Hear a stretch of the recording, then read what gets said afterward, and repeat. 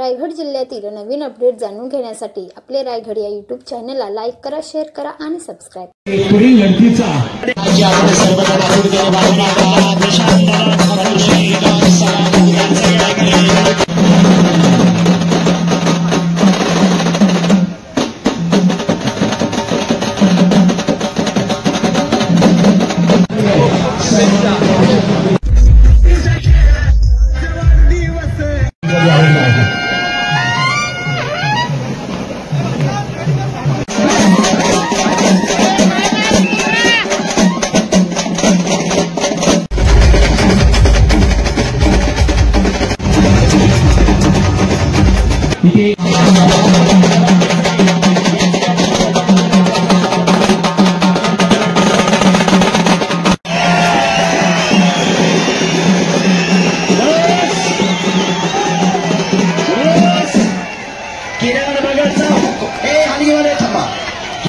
गर्दन खेच झाली, बात्यातले बाण बाहेर काढा आणि हुकमी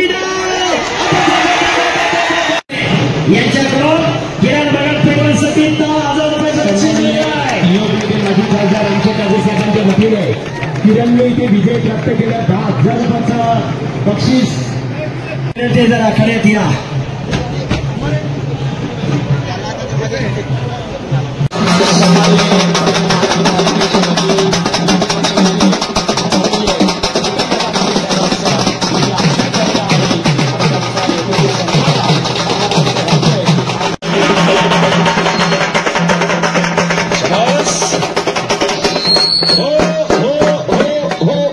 फुरसतीच्या वेळामध्ये मानतो की त्यांनी मला इथं कुस्ती खेळायला बोलवलं. बरेचसे झाले आपले खासदार साहेब श्रीरंगांना बारणे झाले.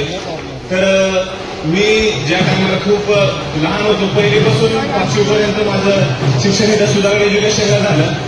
माझे वडील इथे व्यवसायाला होते, म्हणजे करायचे. पण मी आज 10 वर्षांनी पण तिथं आलो. पण मला असं वाटतं की माझं गावच आहे. जे माणसाने मला प्रेम दिलं त्याच्याबद्दल मी मनापासून धन्यवाद. आणि कळंबोलीला आपल्या पनवेलला खूप मिस करतो. धन्यवाद. खूप खूप धन्यवाद. सलामी झालेली रायगड जिल्ह्याचे भाग्यविधाते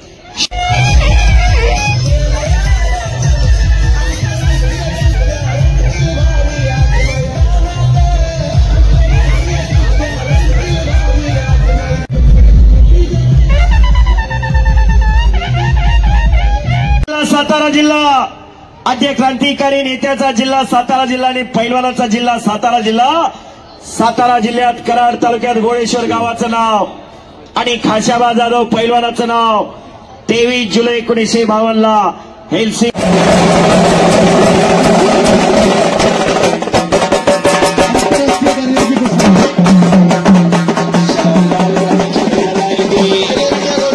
दिला जात आहे. लाल मातीचा खेळ, मातीच्या रंगाचं काळी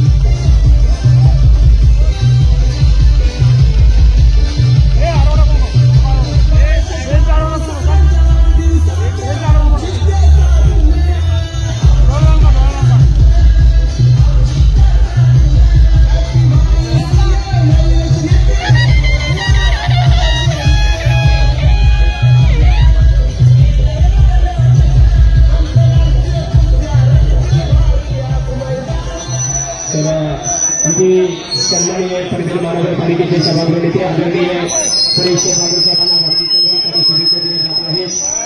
हॅपी बर्थडे बार बार दिले गाये, बार बार दिले गाये, बार बार दिले गाये, बार बार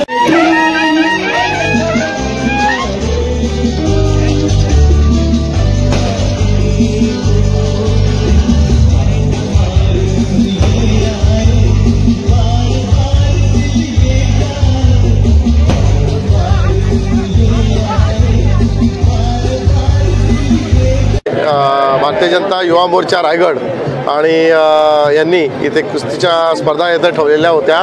खरोखरच जबरदस्त अशा इथं स्पर्धा झाल्या आणि त्याच्यामध्ये 4 time Hind Kesari, 3 time Hind Kesari, 2 time Hind Kesari असे 4 मल्ल या इथं येऊन एवढ्या मोठ्या स्पर्धा करतात आणि त्याचबरोबर मोहोळ साहेबांसारखे एक केंद्रीय मंत्री हे या इथे येऊन या स्पर्धांना उपस्थित राहतात।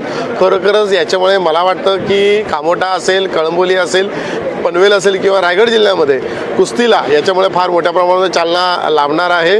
मुळामध्ये जर असं काही समज असं असेल की कुस्ती हा खेळ हा सातारा, मराठवाडा, विदर्भ यांचा असेल तर नाही, कुस्ती हा खेळ इथे पनवेल तालुक्यामध्ये हा मोठ्या प्रमाणामध्ये खेळला जातो आणि त्याचबरोबर कामोठा, कळंबोली येथील जो वर्ग आहे तो सुद्धा मोठ्या प्रमाणात खेळत असल्यामुळे मला नक्कीच वाटतं की पनवेल महानगरपालिका क्षेत्र आणि रायगड जिल्ह्यामध्ये मोठ्या प्रमाणामध्ये कुस्ती याच्या पुढे कुस्तीला चालना मिळून त्याचा फायदा हा तरुणांना मग सांगता त्यांचं शारीरिक आरोग्य असेल किंवा मानसिक आरोग्य असेल याला मोठ्या प्रमाणात त्याचा फायदा होऊ शकेल। त्याचप्रमाणे भारतीय जनता पार्टी युवा मोर्चा खारघरतर्फे फुटबॉलचे सामने हे सुद्धा खारघरमध्ये ठेवण्यात आलेले, फार मोठ्या स्वरूपामध्ये ठेवण्यात आलेले होते, अतिशय आकर्षक असे ठेवलेले होते। ते सामने सुद्धा फार चांगल्या रीतीने पार पडले। याच बरोबरीने कळंबोली येथे सुद्धा क्रिकेट अंडरआर्म क्रिकेटचे सामने हे सुद्धा आयोजित करण्यात आलेले होते। त्या इथं सुद्धा फार मोठ्या स्वरूपामध्ये प्रेक्षकांचं या इथे प्रतिसाद लाभला। म्हणजे हे सर्व बघितलं तर मला वाटतं की भारतीय जनता पार्टी आणि भारतीय जनता युवा मोर्चा यांचे सर्व पदाधिकारी, कार्यकर्ते हे तरुणांना कार्यक्रम देण्याचं काम करत आहेत। नक्कीच सांगता याच्यामुळे तरुणांना या इथे शारीरिक कसरत करण्यासाठी, मानसिक आरोग्य लाभण्यासाठी आणि त्याचा फायदा त्यांना त्यांच्या भविष्यामध्ये होण्यासाठी एक मोठ्या प्रमाणात फायदा होईल। पनवेल महानगरपालिका ही अशा प्रकारचे क्रीडा संस्कृती ही आपल्या इथं रुजावी याच्यासाठी मोठ्या प्रमाणात प्रयत्न करते आहे। माननीय आमदार प्रचंदा ठाकूर असतील, आयुक्त माननीय मंगेश चितळे साहेब असतील, पूर्वीचे आयुक्त माननीय गणेश देशमुख साहेब असतील, यांचा क्रीडा संस्कृती आणि कला संस्कृती याचा मोठ्यात मोठा या इथे विकास व्हावा यासाठी अतिशय पद्धतशीरपणे इथे जे प्रयत्न चालू आहेत हे मला वाटतं की सध्या आज या इथे जी गर्दी जी जमलेली होती नक्कीच मला वाटतं की याचं रूपांतर हे एक मोठ्या क्रीडा संस्कृतीमध्ये पूर्णच पनवेल महानगरपालिका आणि नवी मुंबई तरी नक्कीच होईल असं मला वाटतं।